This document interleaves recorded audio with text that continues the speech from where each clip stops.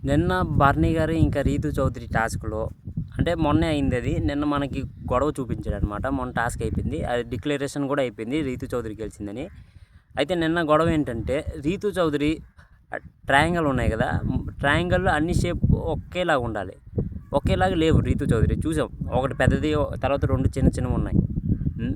తర్వాత అక్కడ సంజన గారు ఏం చెప్పారు?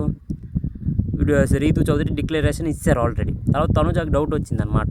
ఒరేయ్ నీది ఫస్ట్‌ది నాకు డౌటేస్తుందిరా అని తనుజ అక్కడ కన్ఫ్యూజన్ స్టార్ట్ చేసిందనమాట.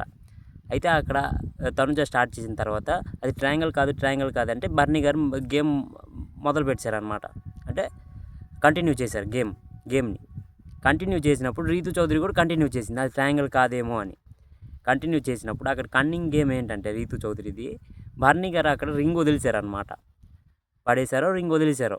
వదిలేస్తే అది సెట్లో ఎందుకు పెట్టడం?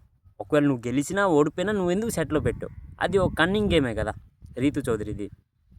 కన్నింగ్ గేమే కదా అది నేను చెప్పబోయేది. రీతు చౌదరి కన్నింగ్ గేమ్ ఆడుతుందన్నమాట బిగ్ బాస్ హౌస్లో.